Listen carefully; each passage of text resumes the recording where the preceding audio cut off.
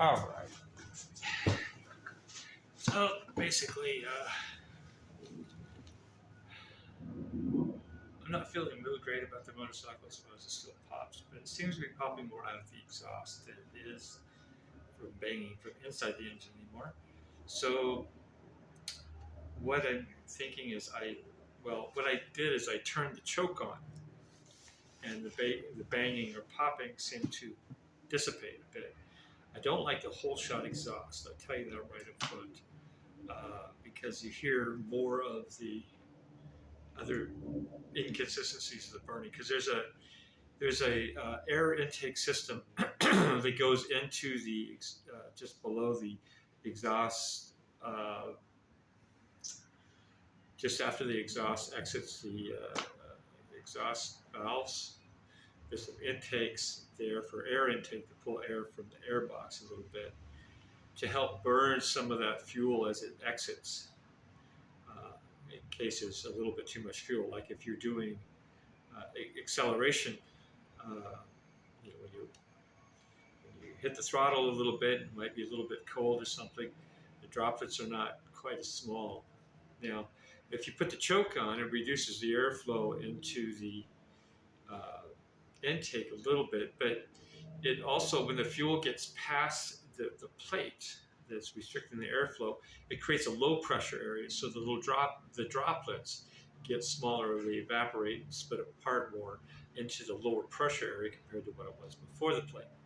So then it will burn faster inside the chamber.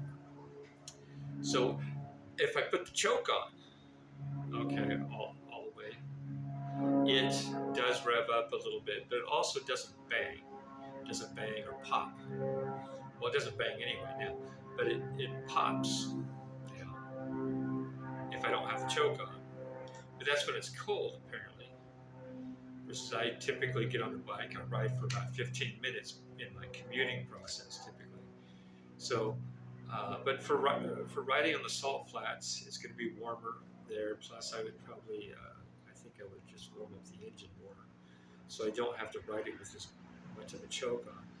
But it's really strange because I know the old Bandit, my old Bandit that I had, would never make any popping noise like that. Of course, it had a different exhaust system on it, which probably slowed down the exhaust exiting. Was what the whole shot is. The whole shot, which I don't like the whole shot, but the whole shot pretty much looks like a straight pipe a little bit with some side holes to help reduce or to deal with some of the exhaust noise. It doesn't restrict the airflow as much. It ups the horsepower a little bit, not a lot, but it ups the horsepower a little bit.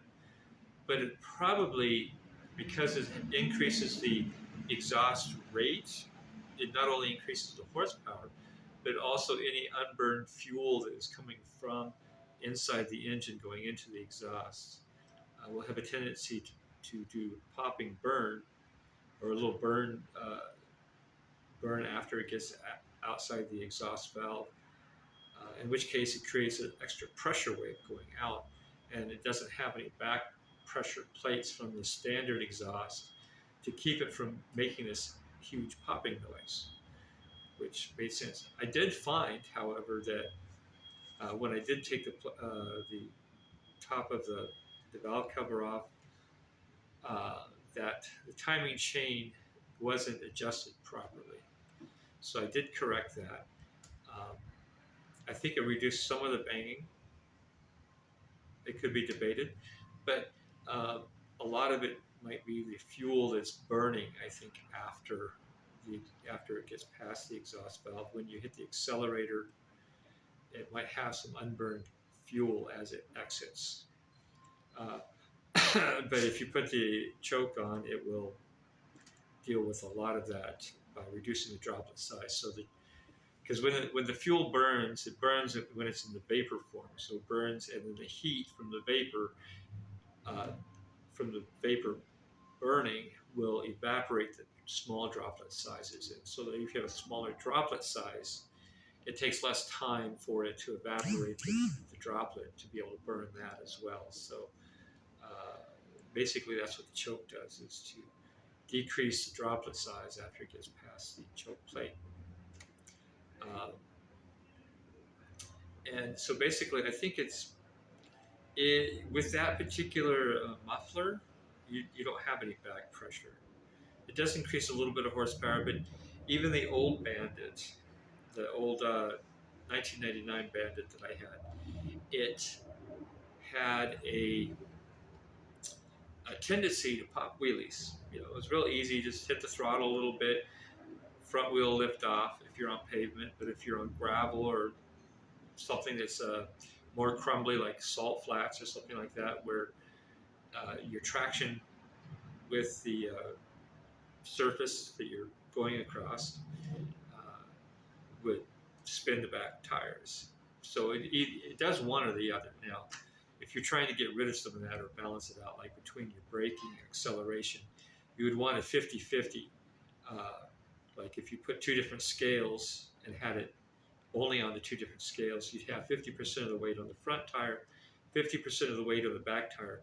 And if you're designing the frame versus the engine, you would have the seat directly over the center point between the two tires when you get a 50-50 weight distribution. So basically, any additional weight you add to it would be right in the middle of or right above the center of gravity for the motorcycle, so you can maximize your stopping and acceleration capability. I haven't tried to figure any of that out on this bike, but right now I'm just dealing with the category of proving that the existing engine is a good enough engine to get up to pretty darn good speeds without having any major modifications to the engine at all. In fact, there is no modifications to the engine itself. Not that I'm aware of. I did buy it used, so I made what corrections I felt I needed, and I got rid of the timing advance, which was on it, which is I think was the only thing on that bike that was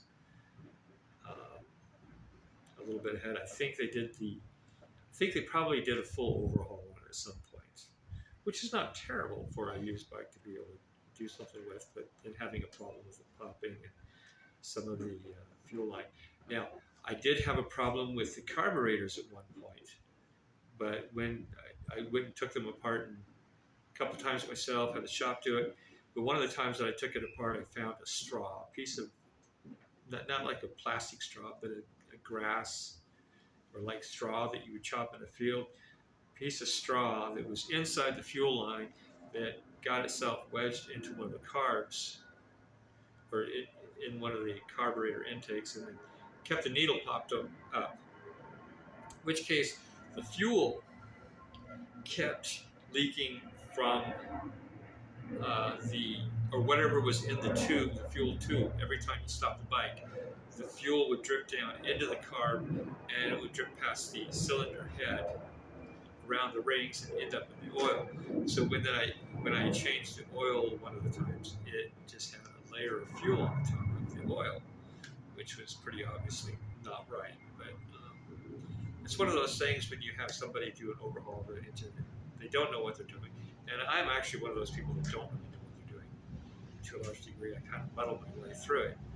But finding that straw and that fuel line for the bottom half of the carbs where it goes into the float bowls, it really kind of screwed things up as far as having one cylinder being low power. That was one of my initial problems that I had with it, but we got that fixed because I did the carbs, like the bottom half of the carbs, like twice, because when you look at how the Bandit's carburetors are done, they are most everything as far as gaskets and everything's on the bottom end of the carburetor system where the bowls come out. So anyway, that got all corrected, and then I had them do it again because it still didn't sound right, didn't feel right. Had them balance the carburetors like 2-3 times because it still didn't feel right. But part of that, I think, was the timing of the intake valve was off, and the intake valve would open too early. So then it would have a pattern of backfiring into the carburetor pattern. Because if you open the intake valve too early, it still has some pressure in it and doesn't all release out into the exhaust system. It would go into the intake. So anyway, that's one of the things. So I got it set up to where basically the intake valves will open properly. Uh, it was kind of interesting to try and get that timing chain without having to take the entire engine apart, because I ordered a new cam timing chain at one point. It cost me a bit of money that I guess I ended up not having to pay for it or to buy it. But when I bought it, I was thinking I would have to replace cut the timing chain off, put a new one on because of the wear and tear and stretch, because I thought it was not working properly in that regard. But all I needed to do is adjust the intake valve portion, which is kind of a pain in the butt to do. But and then the weird part of that is I had to turn the thing. You know how you normally rotate the engine forward, because that's the normal method you would go. Is I had to get it on the right teeth. So the front side from the crank to the exhaust cam needed to be perfectly straight and taut, and then making sure that that was on the right marker, and then stretch it across and make sure that chain was tight. Now, what the problem was, it wasn't tight. When the cam was on the right marker, the top chain would droop in the middle, and the tensioner was on the back side. So when you tighten this up, the intake cam would rotate backwards, right? So it would open too early. So I had to change it by a tooth, right? I had to rotate the cam forward, so change it by a tooth. So the top part was taut. But then there's a little tiny gap in the front, on the tank side of the intake cams, of which when you're adjusting it by a tooth, you have to rotate the engine backwards after you put the timing chain tensioner back in. So then when you rotate it backwards, you'd hear this bang and click. And so when the cam chain goes backwards, because this part and the front from the crank to the exhaust side cams to the top is all tight, right? And then you have the tensioning portion going in, and when you rotate it backwards, that loose tooth drops past the top part of or the side that's the straight line from the cam tensioner to the outside teeth for the cam. You crank it backwards, and the whole thing drops into place. And you hear the teeth sort of kind of snaps as it goes past it, because it's getting a bit of pressure on there. You hear it go pop. You think something broke, right? And then you hear the click, click, click, click of the cam chain tensioner tightening down even more as that loose part of the chain comes in and tightens down automatically, and then everything was setting right. It all looked right. So anyway, so now I'm thinking it's just the muffler itself is not a standard muffler, because it releases the exhaust too fast,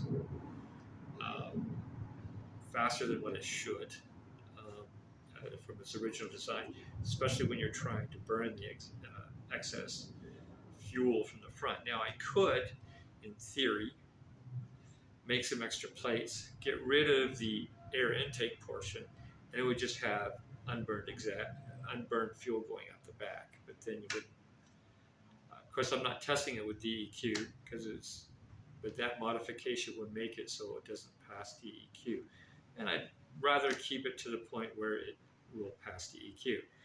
So I'm thinking about switching out the exhaust to probably an even more different exhaust. It doesn't affect the functioning of the engine, or when I do ride it around as it is, I'm going to have to uh, just make sure the engine's warmed up quite thoroughly with the choke, because the the exhaust doesn't have any back pressure to keep everything thoroughly burned before it gets through the end of the exhaust. And you hear the popping of the extra fuel burning. So, um, yeah, we'll see how the muffler. I would probably buy a different muffler and redesign the muffler completely, but it should get rid of almost all sound out of the exhaust. And I still may have to. It would be better than the whole shot as far as muffling the sound. I don't like any sound coming from a motorcycle anyway, because if you're zipping along, you decide to go 75, 85, 95 down the freeway or anywhere, you don't want to hear muffler going off for the motorcycles to be able to hear, or for the cops to be able to hear the motorcycle going past. So it's not a good thing, really, to have much sound coming from the exhaust anyway. So trying to silence that exhaust is a really good thing for typical motorcycle rider, or even what you would probably call a street fighter. Um, so I would probably modify the exhaust, I think, yet to get it to not make as much sound. Although, because of the type of design I would use, it would still have the center part of the pipe going through, the center part of the exhaust going through, of which pretty much would go straight through. Okay, you'd have some other baffles in there to deal with extra expanding gases going out, but it would be better than a whole shot as far as balancing between the four cylinders. Keep that revving sound out, but it's still not going to get rid of the popping noise, I don't think, from the excess unburned fuel. Anyway, and it would be worse to have extra fuel going through that's not burned, uh, and have it actually burning as it exits the muffler. That would be even worse, I think. So I think I'm going to leave that air intake that goes into that space just after the exhaust valves. I'll leave that there to make sure it stays DEQ, but I may have to make sure it stays nicely warmed up before I go do too much. Because normally I would back the motorcycle all the way out to the street, just start it up and go, so I'm not hanging out around the building with all the other residents here and making a lot of noise while I'm trying to get the motorcycle to warm up. So yeah, we'll just have to play by ear on that part. But I probably will change the muffler at some point. But I also need to do the paint and make it pretty too, because I just totally trashed the paint on it, basically.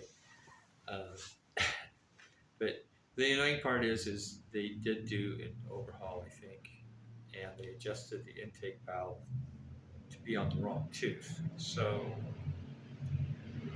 with that adjustment, there's always something wrong. When a private individual does an overhaul, usually with me, I end up getting a vehicle like I would buy at an auction, buy a pickup at an auction or something like that, and it just, like, electrically, the darn thing keeps dying because it sucks too much juice from the battery compared to what it's generating. I got to figure out what the short is, what the problem is, and sometimes it takes a year or so running the vehicle and trying to diagnose it to be able to figure out what really is wrong with the vehicle. And I think that's kind of what this motorcycle is that I've had to go through it and puzzle through it and probably do numerous different repairs that you might say due to the car being part of the thing to get the thing to fix, to function properly. And I think right now it's just a matter of getting the motorcycle warmed up in order to not have it popping out the exhaust. But with the other modified exhaust, it will probably reduce the popping a little bit. It'll be better than the whole shot, but it probably won't be as better as the original standard uh, muffler that would keep a little bit of back pressure to deal with burning that excess fuel when it's still on the cold side with the air going into the exhaust. Uh, anyway, so I would still say the original standard would be better. Um, but switching between the whole shot muffler and the muffler I would make or design out of it, it doesn't increase the amount of horsepower, but it would make it quieter so you don't hear that revving of the motorcycle as you go down the freeway or decide to go 50 out of 25 type of thing, and you're zipping past whatever it might be. It'll be a lot quieter. You wouldn't hear as much sound. Anyway, that is all I really have to say about that right now. I think I'm done with some of that. We need to do some painting, sanding, and other things to get the thing looking fairly nice. I probably won't buy the muffler quite yet, but because I have a lot of other painting and other things I need to do. But I will swap out the muffler for a different muffler at some point. But like I said, the timing advance might give it a little bit more power. Basically, because when you ignite it a little bit early, it would help burn more of the fuel faster, because you can't have it burn faster than the speed of sound. Okay, but then you still have the rate that it evaporates the droplets. You might be able to get more power out of it, but the bike already pops wheelies. Okay, and it already spins out, depending on what surface it's on. So having more power isn't really the problem. Now, having more power per the amount of fuel you're consuming means you have better fuel efficiency when you're doing a long trip. So timing advance may not be a bad thing for that, but it doesn't help for the overall top speed you can go. Now I say top speed or acceleration rate, because if you're not as fuel efficient, you give it more fuel when you're doing acceleration.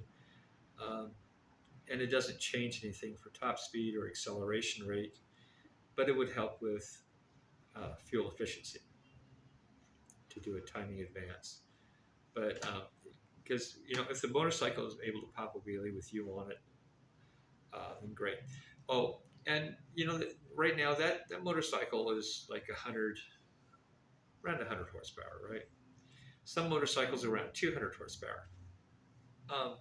And the Kawasaki that I was riding for quite a while was a 200 horsepower bike, roughly. And you really don't need a 200 horsepower motorcycle if you're only a couple hundred pounds. Now, if you're a really big boy, let's say you're 400, 450 pounds or something like that, twice my weight, you probably need twice the horsepower. Probably be able to keep up with other guys that are on the road in the same place that are going, they're zipping past you because you're a big boy on an underpowered bike for the amount of weight that you are.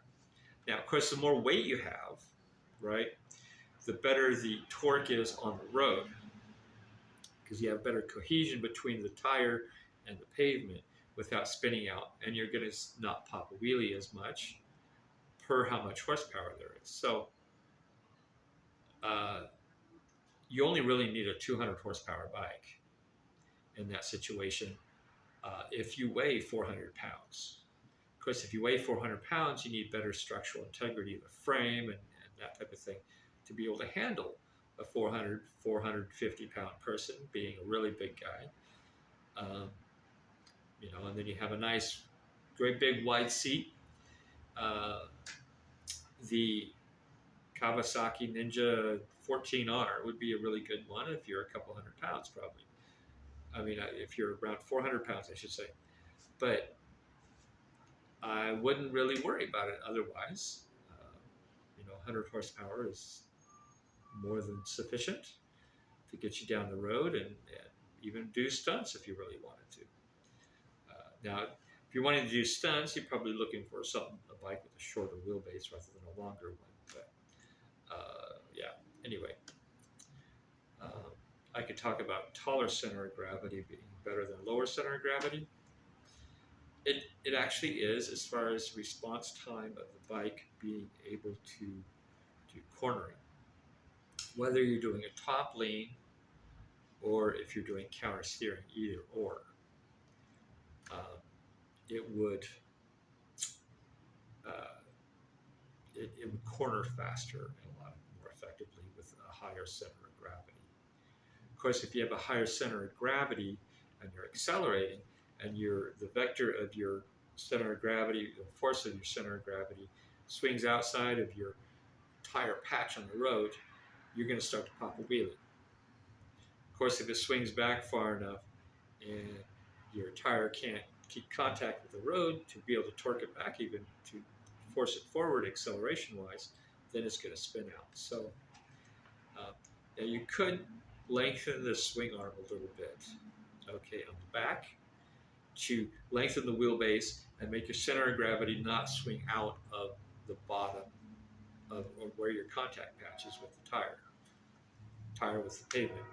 But the longer your swing arm is, the less equal your pressure is between front and back. So if you don't have weight on that tire to be able to have that tire grip the road, you end up losing traction and you're more likely to spin out. Like, you have some of those racers that try to have extremely long rear swing arm, right, on the back end when they're doing the quarter-mile racing. And they'll sit there and they'll spin their tires. And basically, the rear tire ends up being their clutch. And it doesn't help them accelerate any faster to have a longer swing arm when the pressure between the tire and the road won't grip the road anymore. So anyway, that's enough of the physics of some of the motorcycle stuff. But